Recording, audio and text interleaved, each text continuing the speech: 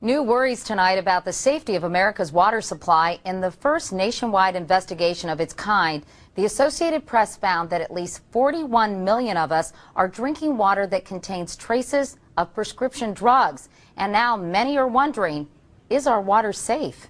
Here's Nancy Cordes. The Associated Press investigation reveals that nearly every drinking water supply in the country that's been tested for pharmaceuticals tested positive. 24 major metropolitan areas from coast to coast. What turned up? Trace amounts of everything from sex hormones to drugs for livestock, anti-seizure medications, prescription painkillers, even the antidepressant ingredient in Prozac. How many water suppliers that you spoke to actually filter out pharmaceuticals?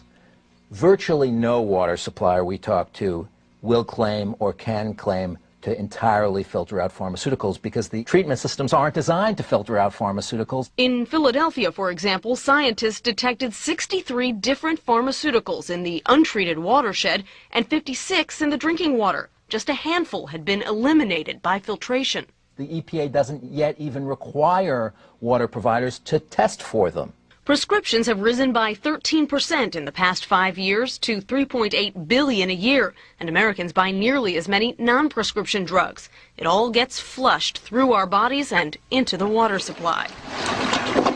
We are a medicalized society, and I think it's important for people to recognize the kind of public health implications of this kind of medicalization. The concentration of drugs Americans are drinking is very low, like 1 part per billion.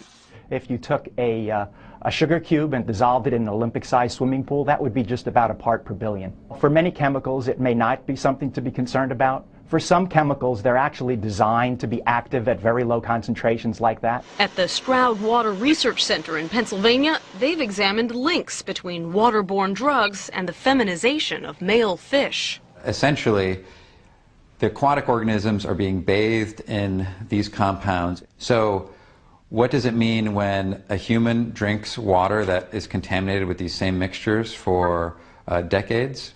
It's really unknown. If the risks are unclear, so are the solutions. Home filters aren't designed to remove all drugs, and bottled water often comes from the very same source as tap water. Nancy Cordes, CBS News, New York.